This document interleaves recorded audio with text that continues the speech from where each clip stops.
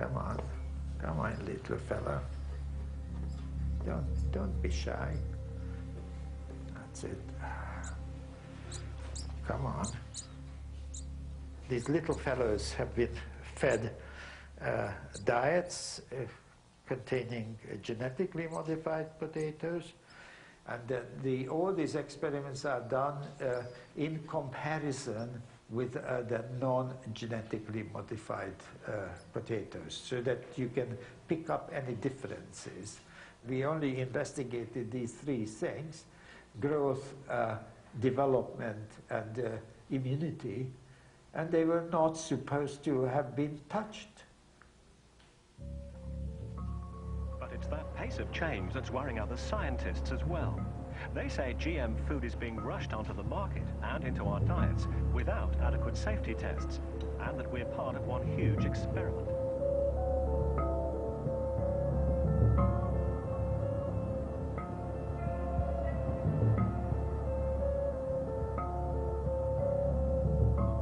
We got almost 60,000 pages of internal documents.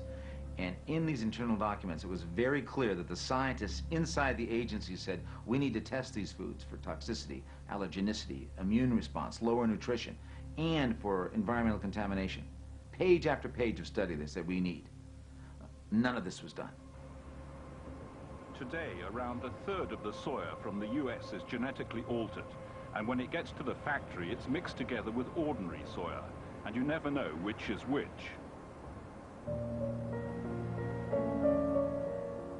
In precautionary science of genetic engineering, it means one question means one career. You ask one question, you get the answer, and you might or might not be able to publish it, but that's the end of your career. What's, I think, very unique in my case is that I survived.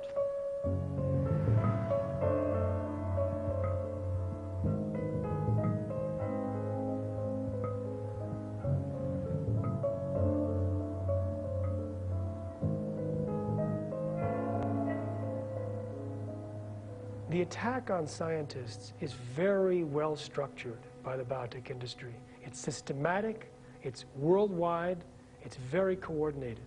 It's part of the way that they do business.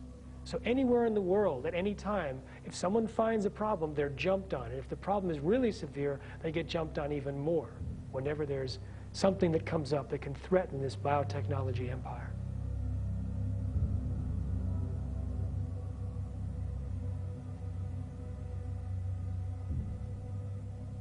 Companies exist to make money. They don't exist to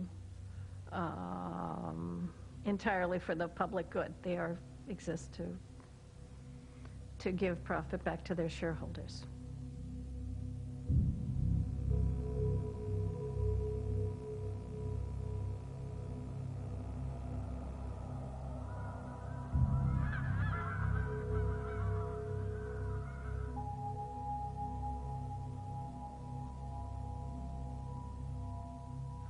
Missouri. The greatest beneficiary of patented genes was the Monsanto Chemical Company, with $4.5 billion profit in 2007. In its report to shareholders, Monsanto predicted these profits would double in the next 5 years to more than $9.5 billion. Hi, is this Tom? Hi, Tom. This is Jeffrey Smith. You're one of the more than 24 farmers that gave him a call describing problems with pigs that couldn't get pregnant because of the GM corn. Is that right?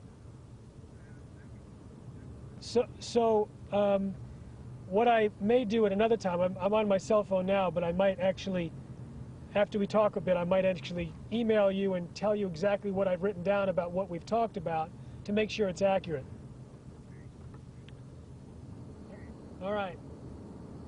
Thank you very much. Bye-bye.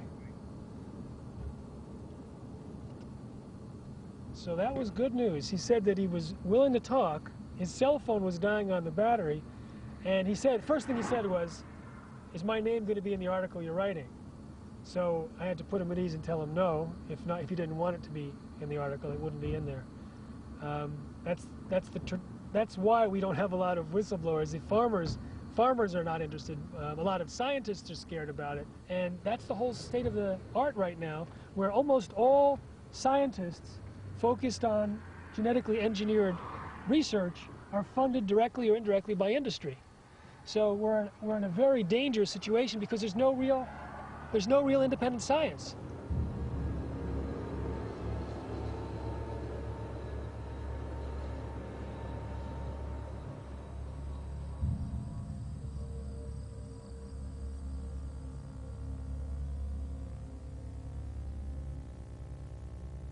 The biotech industry says all we're doing is adding a gene into the DNA. It's like a Lego where they snap it into place. But that's very untrue.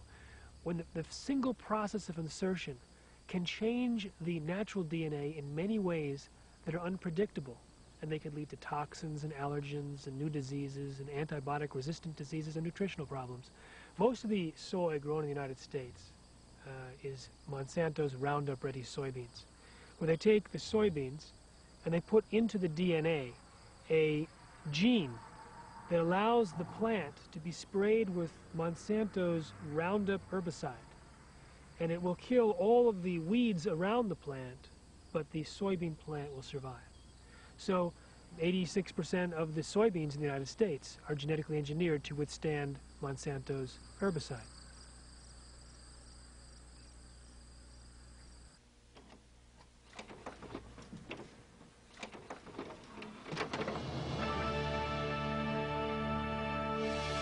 Miracle of science or Frankenstein food? How safe is the new ingredient in your diet? Professor Pushtay's lab is at Scotland's Rowett Institute, one of the leading food research centres in Europe.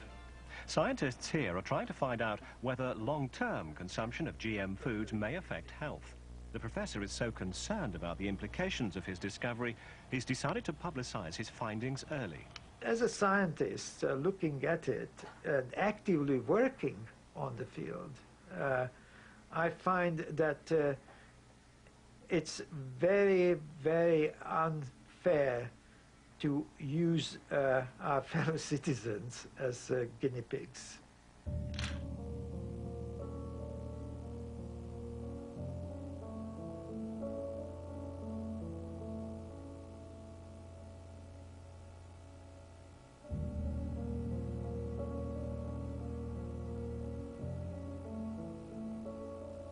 It was the first experiment because when we started in 1995, there was not a single publication on the potential or the real effects of genetically modified materials with any species, rats, mice, or humans, even though that the humans were already eating it.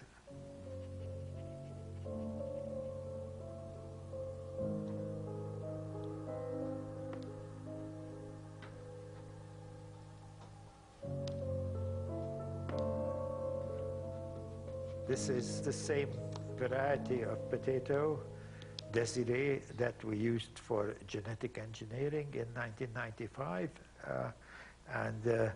This is the particular potato variety which is one of the easiest to genetically engineer. And the point of the whole genetic modification experiment was to protect the potato against aphids, which are one of the major pests in Scotland. They attack the potato, the green parts of the potato. And we observed that that particular lectin which we used, which we took from the snowdrop bulbs, did protect the snowdrop bulbs against all sorts of pests attacks. And we had hoped that if we take that particular gene and transfer it, engineer it into the potatoes, that will also be protecting the potato against insect attacks, which in fact it did.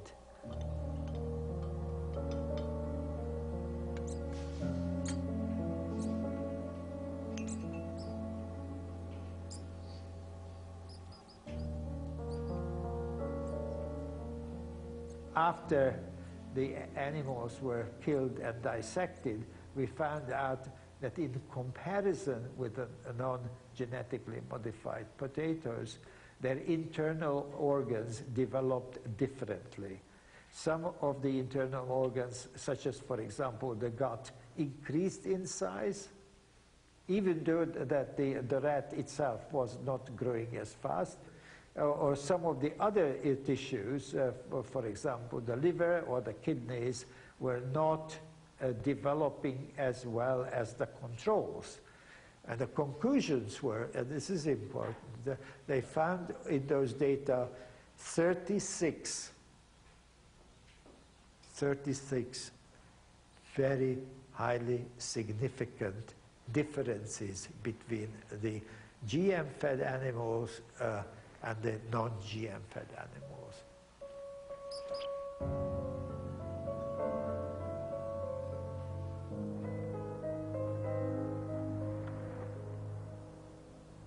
Philadelphia, U.S. physicians criticize that after more than 10 years, there are still no long-term studies concerning the consumption of genetic modified food due to the fact that there is no initial experimental data recorded and labeling has not been permitted.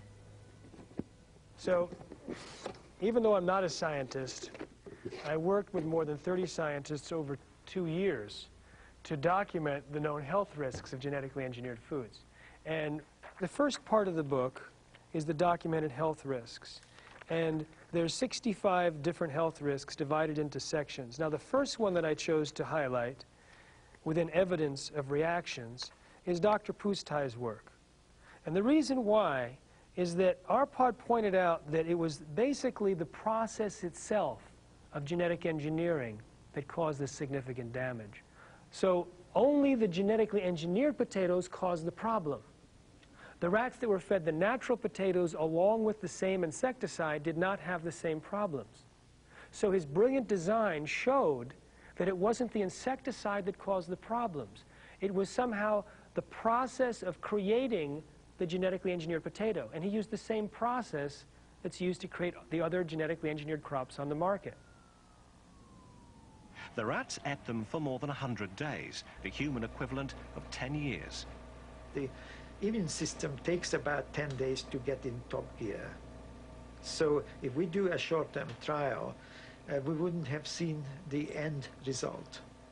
If I had the choice, I would certainly not eat it till I see at least comparable experimental evidence which we are producing for our genetically modified potatoes. Those 150 seconds were boom, boom, boom, and everybody got the message. Everybody got the message. They asked me, would you eat it? I said, no, certainly not the GM potatoes we worked on. If I could avoid it, I would certainly avoid it. The other piece of the message was that, so what do we want? And I said that what we want is to be more testing, more biological testing, and we should not use, and that they got that. This message originated from us, that they should not use our fellow citizens as human guinea pigs. Our immune system helps protect us from infectious disease. When it's weakened, we're more vulnerable to illness. So if genetically altered foods can affect rats in this way, could they possibly have long-term effects on humans too? When he was asked to speak on television, he had enormous pressure. He was one of the few people on Earth that realized that the GM crops on the market might be causing all that damage in the gut and in the brain and in the organs of the entire population. And so with permission from his director, he was interviewed, and then he was a hero for about 2 days at the Rowett Institute. The director praised his work, took over all the press work, put out his own press release, praising it as world-class research. And then the 2 phone calls allegedly placed from the UK Prime Minister's office forwarded through the receptionist to the director. The next morning, Arpad Pustai was fired after 35 years and silenced with threats of a lawsuit. It is only when we think there was political pressure coming from the top that the situation changed. And then the director, to save his own skin, decided that the best way to deal with the situation, A, to destroy me, B, to make me shut up.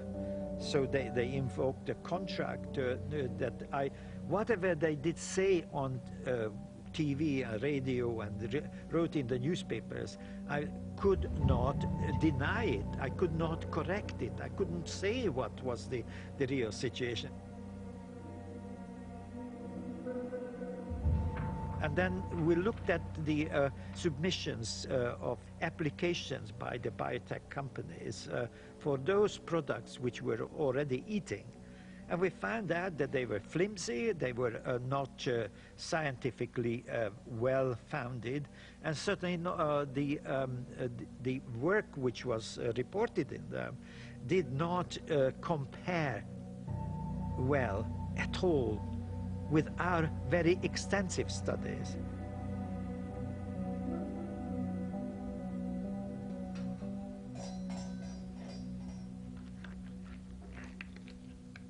He said it was a turning point in my life. He said, Jeffrey, well, I realized what I was doing and what they were doing was diametrically opposed. I was doing safety studies. They were doing as little as possible to get their foods on the market as quickly as possible. So the turning point in his life was realizing that there were other scientists in the world who were not taking care of the health of the world, were not treating science properly. You see, he's on the top level of the world. He expects other scientists to do so. So more than being fired from his job, more than these shocking moments in his life, his greatest shock was to discover that there was this whole world of scientists that would basically allow foods on the market for economic purposes.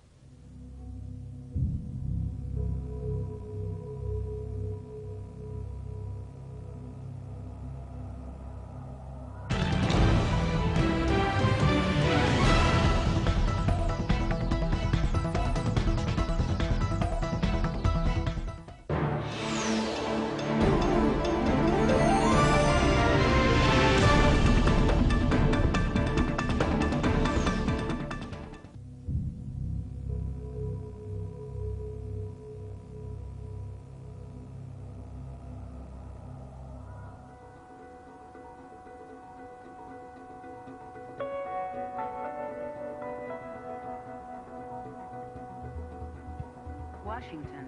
Today, a group of consumers and environmental organizations submitted a lawsuit against the Food and Drug Administration in Washington, demanding the enforcement of health safety tests and labeling of genetically modified foods.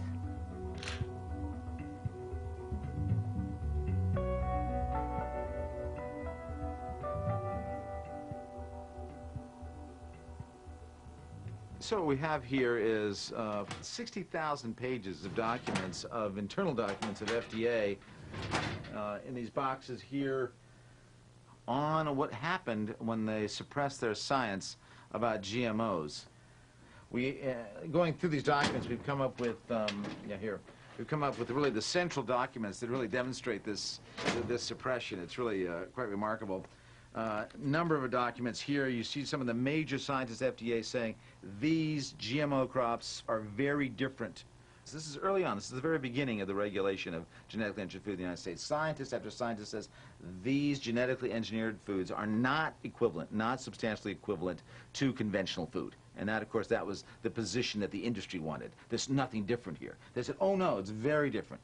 Different proteins, viruses, different organisms inside these foods that create unique health risks. Here we see unique toxicity. These foods could be toxic. You know, there's one document in here that I think is especially important that really shows this history probably better than any other. And this had to do with their compliance in looking at the studies. And here's what the FDA scientists, their own scientists, said. And I think it's on page 18,777, yeah, right here. And they say, you know what, we need to look at how these crops change how much agrochemicals, how much pesticides we put in here. We need to see how they change water use, how much water they need, all long-term studies that were needed. Down here, we need to see, what about loss of nutrients in the food? What about loss of nutrition? None of that was done. What about loss of diversity in seeds? Long-term studies recommended by the scientists, never done. Here, look at this. Changes in toxin or chemicals in the foods. Study recommended, long-term study, never done. So the scientists asked for these studies, said, let us do them. We think there's a problem here. We've taken a preliminary look. We think there's a problem. But the politicians at the FDA and in the administration at that time said, no, they suppressed the science. And these questions, these studies, have never been done. Never been done. The Flavor Saver tomato was the first genetically engineered food to reach the public. Calgene, the corporation that produced the tomato, had done 3 voluntary feeding studies on rats and found lesions in some of the rats' stomachs. The question that you're asking is about the Flavor Saver tomato and what went into that. Curiously enough, I was actually one of the outside consultants that was in the last meeting on the Flavor Saver tomato, which wasn't terribly successful commercially. But the FDA scientist went through a long presentation about all the analyses they had done. And her concluding slide was, the Flavor Saver tomato is a tomato. So they had not found any substantial differences except for the addition of the one extra gene that actually decreased the rate at which they went soft, so they extended the shelf life. And indeed, that was the conclusion, so they had no reason to regulate it on the basis of safety.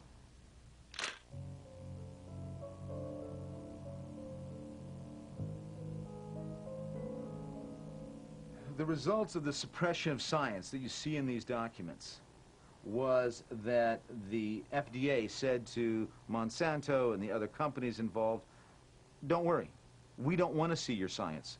We don't even ask you to do any independent science. If you think there's a problem, you come to us, voluntarily. That's all we need to know. So this is amazing. And this is, you know, imagine if we did this with drugs or we did this with automobiles. Oh, no, it's safe unless you, the person who's producing it, tells us there's a problem. It's called voluntary regulation. And clearly here, in other cases, it's a disaster. It's not the way government should work, because it means we're the guinea pigs.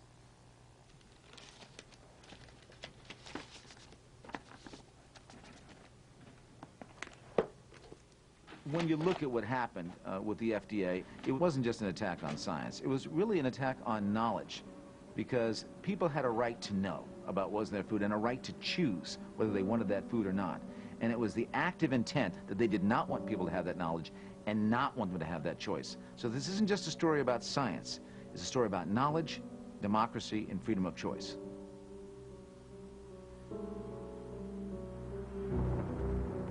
Good morning. Today I'm proud to join the Department of Health and Human Services in announcing a new set of reforms in the area of biotechnology and food policy. The reforms we announce today will speed up and simplify the process of bringing better agricultural products developed through biotech to consumers, food processors, and farmers. We will ensure that biotech products will receive the same oversight as other products, instead of being hampered by unnecessary regulation. We will not compromise safety one bit. However, as a result of these reforms, the consumer will enjoy better, healthier food products at lower prices. White House briefing on this issue at 12:30. No one gets up in the morning saying, I want to go buy a genetically engineered food. They offer no benefits, no more nutrition, no more flavor, no nothing. They only offer risks. That's all they offer to the consumer. And so the average person, of course, rational person would say, why would I buy a food that offers me no new benefits, but only risks? So it was critical for the industry to get these foods out without anyone knowing, because if they knew, they would obviously choose not to buy them. I don't know how many years of testing you would feel comfortable with, but if I told you it was 25 years, would you feel comfortable?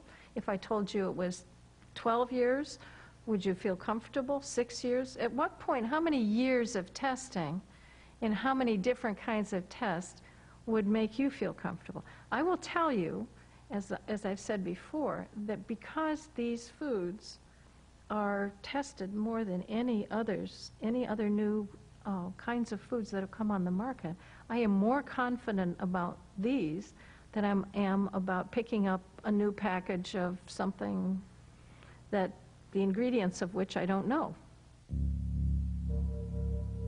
By allowing the biotech industry to introduce their genetically modified food on the market, the U.S. government hopes to increase exports and give the U.S. competitive advantages.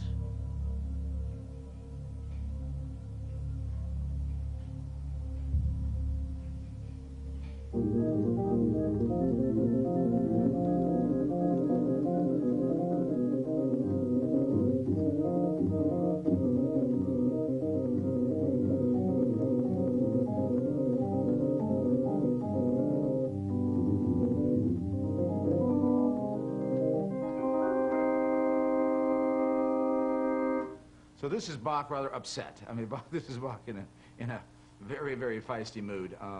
Here's a beautiful piece, very well known. It's a piece that Bach wrote, and it's very simple, very simple.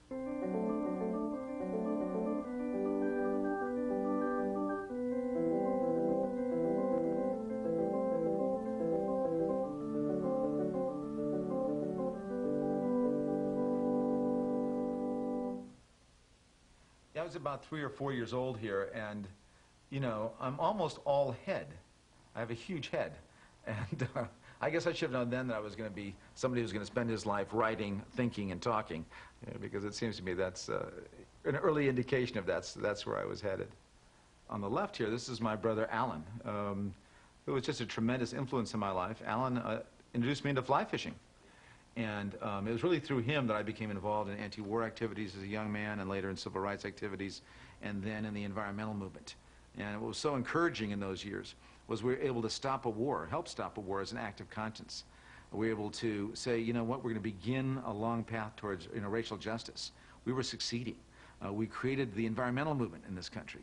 We created the feminist movement, where women were finally able to say, we're going to be able to share power and have equal opportunity. So it was a very exciting time where you say, you know, if you do get involved, you can accomplish something. If you don't like history, make history. If you don't like the news, make the news. And that's what we learned in that time. And I think it's been, for me, the inspiration for all the work I've done since.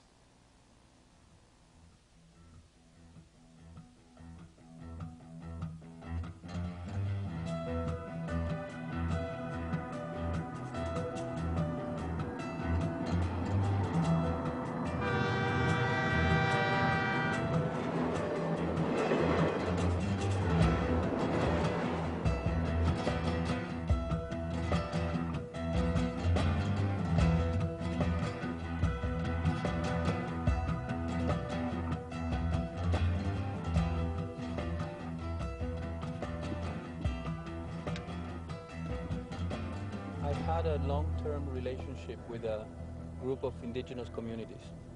And with them, we developed the idea that transgenic materials would come to Mexico. And the problem was that when they come, nobody was there to tell them.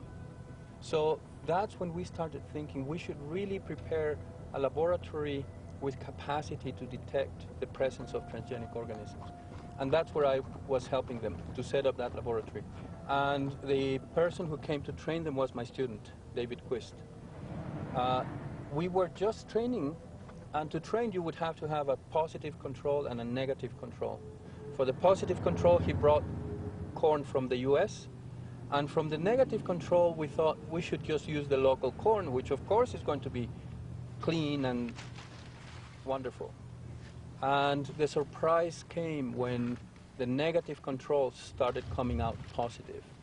That means we started finding transgenic materials where they were not supposed to be.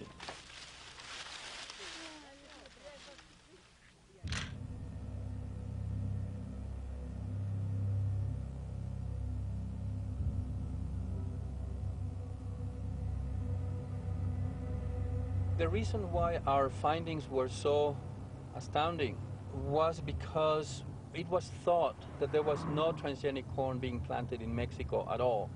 And people wanted it that way. The government, the local communities, the people who lived in the city, they all wanted to have it that way, that there would be no transgenics in Mexico. Why? Because Mexico is the center of origin of corn, and the Mexican government was worried about maintaining the integrity of the land races, the national germplasm. So it was illegal to plant transgenic corn. It is still illegal today.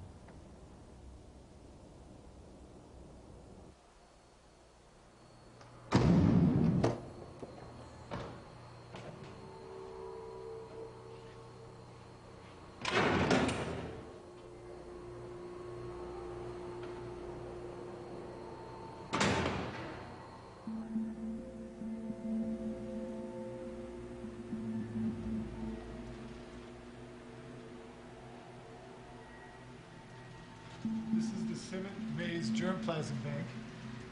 It's essentially a very, very large seed library. And as you see, the collections are arranged like libraries on a shelf. There are 24,000 samples, unique samples of maize seed. Most of this is land races. These are varieties that were developed by farmers over thousands of years through their selection, and they're quite diverse.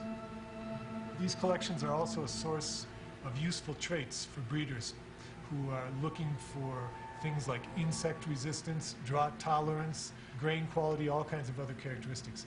And so sometimes these old land races can be sources of genes for those kinds of characteristics. These things are slowly disappearing from the countryside as farmers adopt newer, improved varieties, and also as farmers leave the countryside, because now, as you know, there's a big problem of rural migration, and people from Africa trying to get into Europe, people from Latin America going to cities or going to the United States looking for work. So as these farmers leave the countryside, the varieties that they grow are slowly disappearing.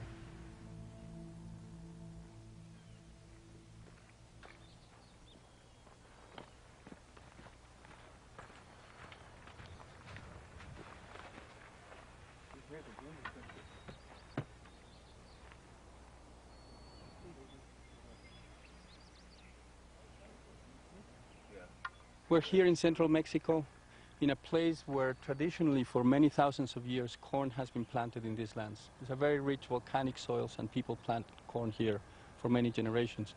Over the years, corn has changed, and more recently it has been changing because of the introgression of industrial varieties of corn, and most importantly because of the introgression of transgenic corn. We know that there is transgenic corn here, we don't know how much.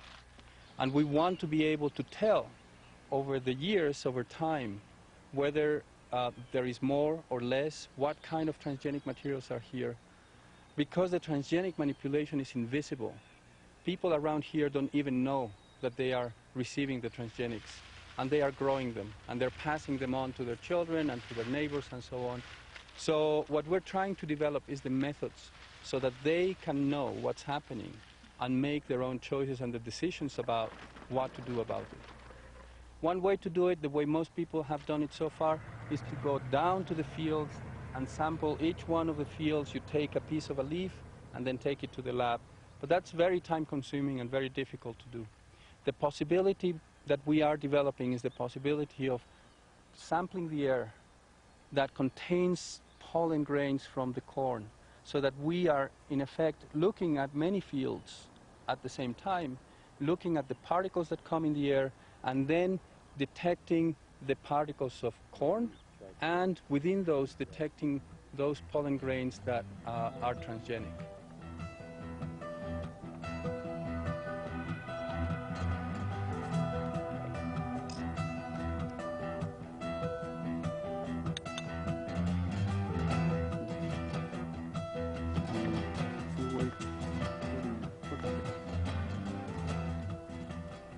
It's a challenging, long road that we are following.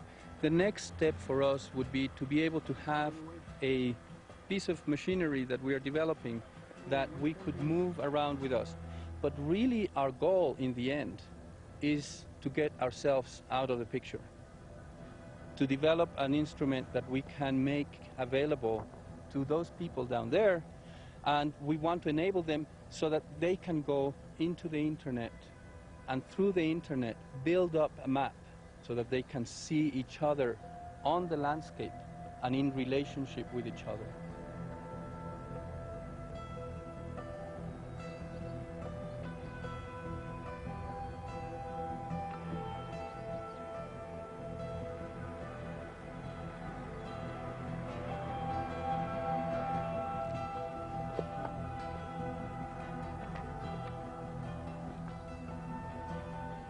Until today, nobody really knows how genetically modified corn came to Mexico. Scientists assume the reason for the contamination is the import of millions of tons of subsidized US corn. This GM corn, suitable for consumption, is sown by Mexican farmers, however, and thereby mixes with local seeds. Once we were sure that we had found transgenic materials in Oaxaca, we wanted to have a publication that would be very visible. So we sent it for publication to Nature. Nature sent this article off to experts to be reviewed 5 times around. And then Nature said, yes, we will publish it. By that time, however, the news that this information was coming out made very many people within the industry very nervous and very unhappy. So they themselves started a discreditation campaign for the paper. They did not want the paper to be published. And if it was going to be published, they wanted people not to believe what this paper was saying. Now we know the industry hired professional public relations companies, propaganda companies, who at the time were experimenting for the first time with something called viral marketing, which is the idea that a PR company, a public relations company, will go into the internet and start spreading ideas around on behalf of the companies that hire them, but without telling people that they are being paid by these companies. So this company called the Bivings Group, they created 2 fictitious characters, 2 doctors, Dr. Smetashek and Dr. I forget. They made up 2 names, and these 2 doctors went on the internet and started spreading rumors that what we had said was false and that the paper was flawed and so on and so forth. And the way the internet works is that people really respond to each other's opinions, and the idea started really spreading around that our paper was false and had been submitted under false and maybe illegal conditions. Whatever the case is, because we don't really know to this date, Nature decided to print 2 letters criticizing our paper, and also to print a very confusing editorial where they say, we don't want to take positions, but based on what we know now, we have doubts that we should have published the paper back then. This is a completely unheard of standard. The standard of an editor of a scientific journal is that you print what is known to be right by the current standard, and then if something is shown to be wrong, that gets corrected by future publications. You don't go and say, I should have thought about it back then if I had known what I know now. That is completely against the way we do science. Nature itself recognizes that they had never done anything like this in 130 years, the whole history of the magazine. So there was something seriously important happening that they do not want to talk about, but I believe, I am convinced, it was pressure from these industrial actors, industrial activists, who wanted to change Nature's position towards this problem.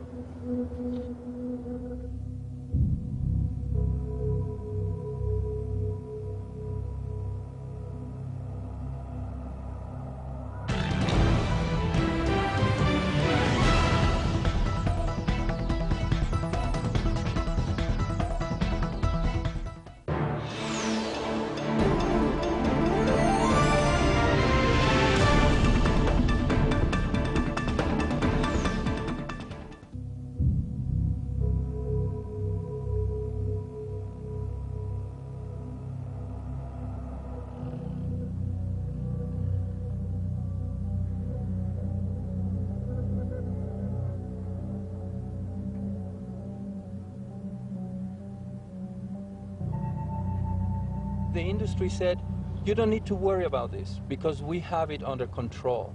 The control is really the question. And they had been telling the world that they really had control over these crops, that if they planted corn, transgenic corn in one field, that transgenic corn would not go anywhere else.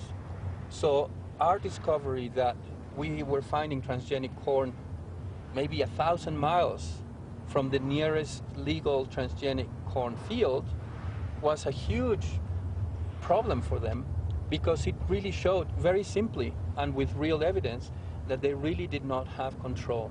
So they lost the claim to having control over these materials.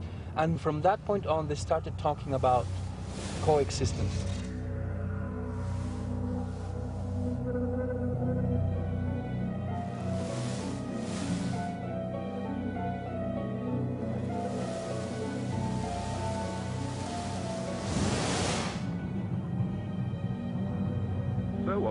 Pusztai's findings are attacked by politics and industry, all foods containing genetically modified particles disappeared within days from UK supermarket shelves. Pusztai himself is still forbidden from continuing his research.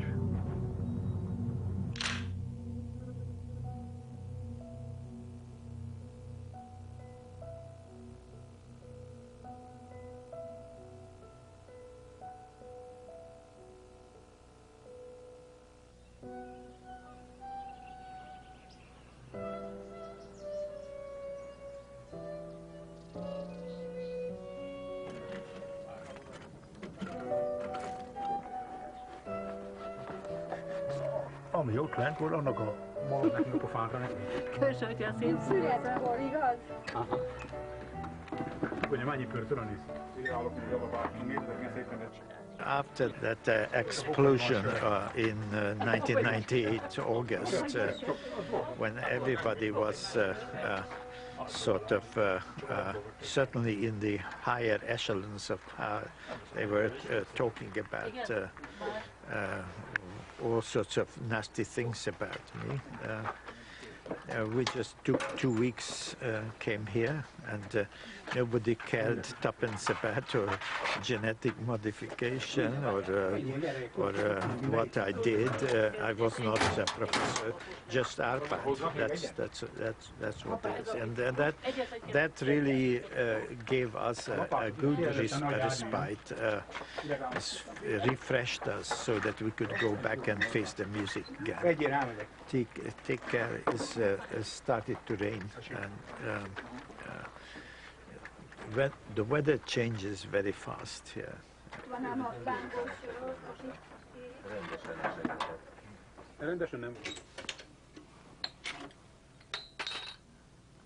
The most hurtful thing of all was that he wasn't allowed to talk to his colleagues, and his colleagues weren't allowed to talk to him.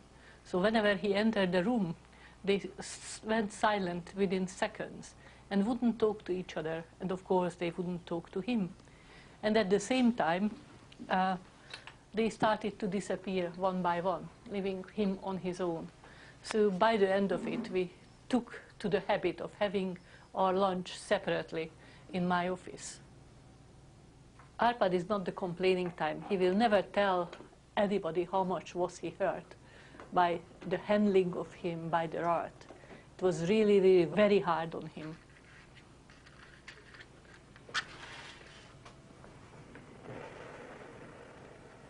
Well, Arpad and I worked together from 1990 continuously on the same projects, and we worked together on the GM project as well. The only reason that he is allowed to talk about it, that he has been given permission by the House of Commons, the Parliament, and the Technology and Science Committee of the British Parliament. All the others in the group, including me, and we are talking about 20 people, we were forbidden to talk about what has happened to the rat, what sort of experiments did we carry out, what was going on at that time at the rat. So we were gagged, and our gagging is for lifetime. Even the Secret Service, they gag people for 25 years. If I happen to live to my 70s, it will be well over that time, and I still won't be able to talk about it.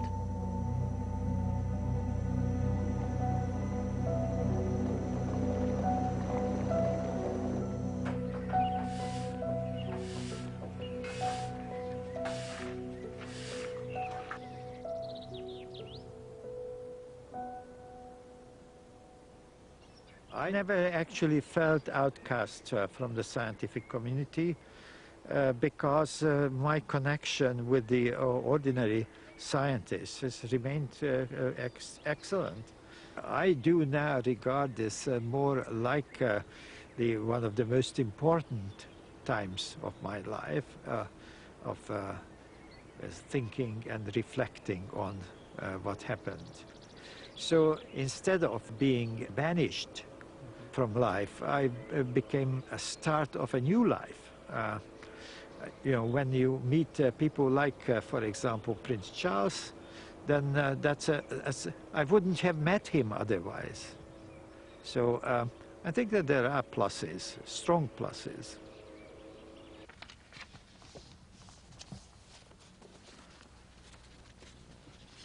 That's the Daily Mail. It was a private visit. I never spoke about it.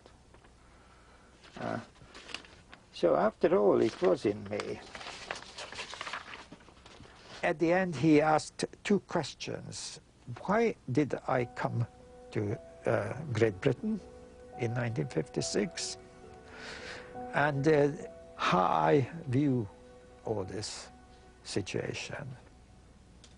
So I said that the British had this reputation of tolerating dissidents, those square pegs who did not fit into round holes. And I always had been a bit on the square peg side. So I thought that this was the country for me to come. And I said to him, sir, I have to disillusion you. The country, Great Britain of 1956, and the country of 1999 are not the same things. And this is when he said that we all owe you an apology.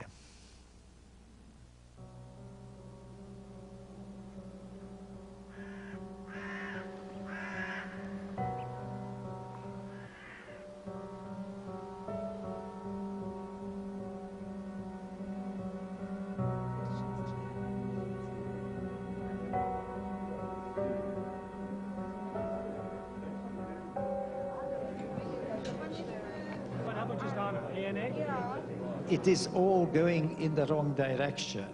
Now, let's assume that, and we have seen a few examples, that animals fed on GM material, they had very considerable physiological changes.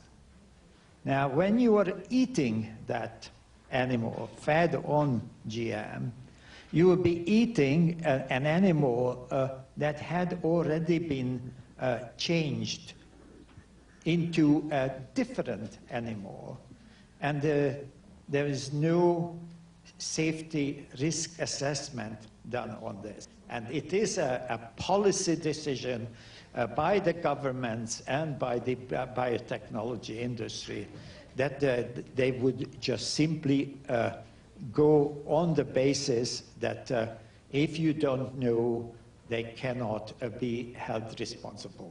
So remember that the animal that has been fed on GM has been changed.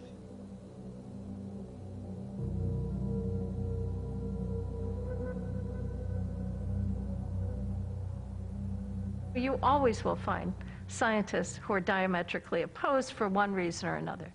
But frankly, you have to look at the bulk of the evidence. And the bulk of the evidence is simply this. These products have been out. Virtually every food that you consume, including you in Germany, has some genetically modified product in it, okay, whether it's soybeans or corn. There has not been a single documented, analyzed case of even a headache attributable to genetic modification.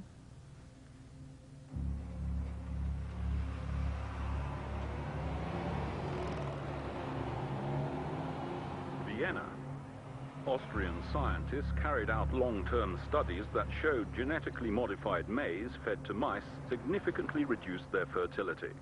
The number of offspring was less than those compared to non-GM fed mice, and they also developed more slowly.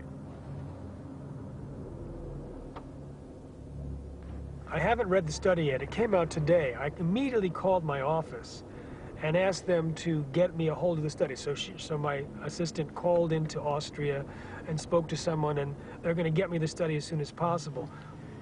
But the finding is consistent. Fertility problems with animals fed genetically engineered crops. We saw that with soybeans, and farmers reported that with corn as well. It's very difficult to do proper studies because Monsanto doesn't allow people to use their products for studies, and they also don't allow access to the parent line so that you can compare the exact same soybean, with the only difference being that one is genetically engineered and one is not. One example is this Russian scientist, Dr. Irina Ermakova. She fed genetically engineered soy flour to rats, and more than half of the offspring died within 3 weeks. Now, one of the criticisms was that she didn't use carefully controlled genetically engineered soy along with its nearly identical non-GM soy counterpart. But Monsanto didn't allow that soy to be released into the public, so she didn't have access to it. And Dr. Ermakova told me when we were speaking at the EU Parliament, she said that she was not only viciously attacked, but also papers were burnt on her desk and that samples were stolen. She's really been harassed. And when she originally put out the research, she said, you know, we have no money to follow up. It's astounding evidence. Please, someone repeat it. Dr. Arpad Pustai wants to repeat that study, but he also can't get that soy for his research.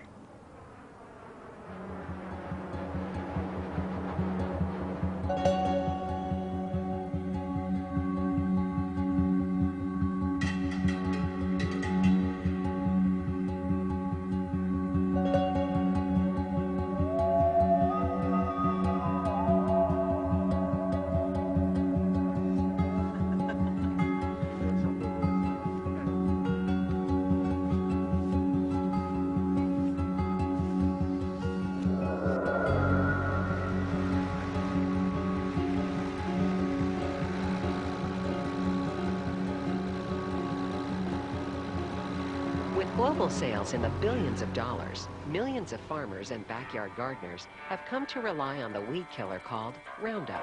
Roundup Extended Control. It kills tough weeds fast. What makes this product effective is glyphosate, a synthesized compound discovered by John Franz over 30 years ago. Als hier in der Region begonnen wurde mit dem Einsatz der Gentechnik in der Sojaproduktion, hat man dann die Bauern eingeladen. When genetic engineering technology was first used in soy production, the local farmers were invited to parties with free beer and meat, and they were asked to bring along their farming hoe. After a good meal and some drinks, they then did a ritual, putting all the hoes into a circle and burning them. Als Symbol dazu, dass man nie mehr as a symbol that one wouldn't have to hoe anymore. And as a gift, each farmer was then given a litre of glyphosate. And they were told this would be technical progress. The original idea was to produce a genetically modified soy that was resistant to glyphosate. Glyphosate is a herbicide whose famous brand Roundup is produced by Monsanto. Now, after a couple of years, you can see that more and more weeds are resistant to glyphosate. Hier sieht man fast keine Soja mehr. You barely see this soy here. That's how extreme it is. You see how these vetches have grown over the soy, and it can't keep up at all. That's a catastrophe. You can still see the soy is beneath it, and the vetches are all wrapped around and hindering photosynthesis. The plant cannot grow in the shadow. Barely any husks. This one here doesn't have any. It's remained in its bloom and won't develop much further. It doesn't have a chance. In dem Sinne gar nicht groß weiterentwickelt, weil er hier keine Chance hat. Oberchen heißen Kürbis. Kürbis. Oh, ich war bis 15 Jahre My son helped me with the hoeing. Yes, he really helped me. And he really knows what hoeing is. I went to an agricultural college when I was 15 and later worked as an agricultural technician. I wasn't working much on the farm anymore. Jose Lutzenberger once said they weren't training agricultural consultants but poison vendors. So from poison salesman to GM critics, it's been a long way.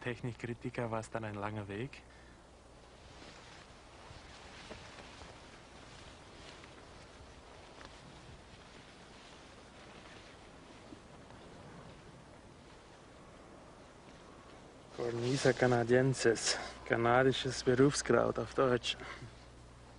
This is Canadian fleabane, a new kind of weed, which is horrible now. It grows to be higher than the soy itself.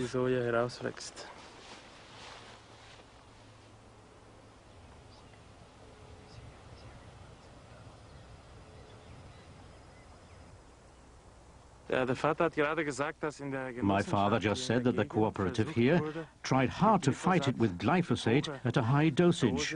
Normally 1 liter per hectare is allowed legally. They used 8 liters per hectare, and still that wasn't enough. Then they stopped the experiment. Everything here is completely resistant to glyphosate. Also ist total resistent gegen Glyphosat.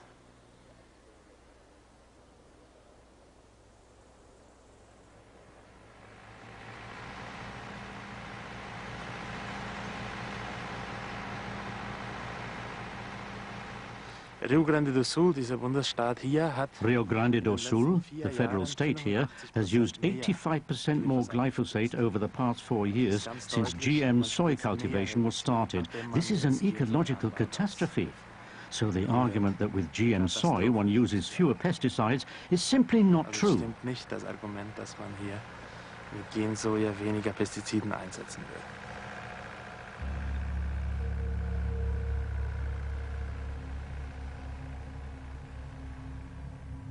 Argentinian scientist Andres Carrasco's research found that glyphosate patented by Monsanto under the name Roundup could cause brain, intestinal and heart defects in fetuses.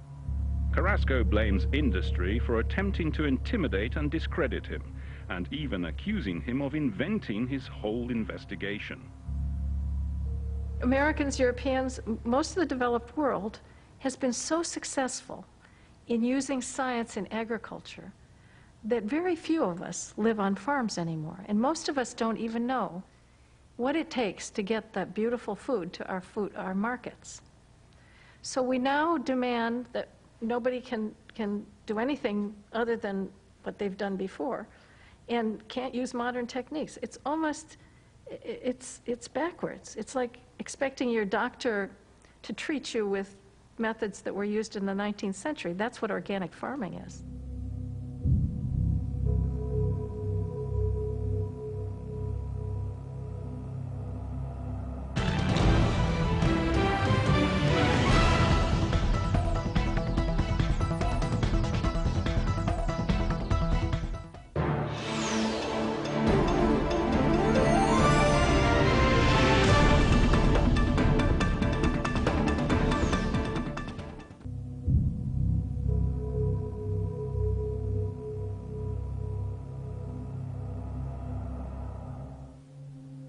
New York.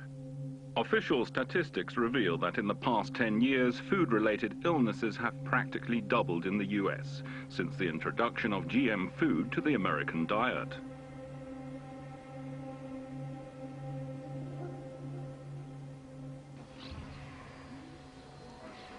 Ou a ideia de que o cientista é aquele que está lá no laboratório investigando com óculos bem grossos assim e fica lá com toda a roupa branca fazendo as suas pesquisas, aquele é o cientista. Nós conseguimos nos convencer que essa, nesse momento, é a melhor ideia. Aí depois vem outra. E aí tem 3 princípios, né, que eu achava. Vielen werden erstaunt.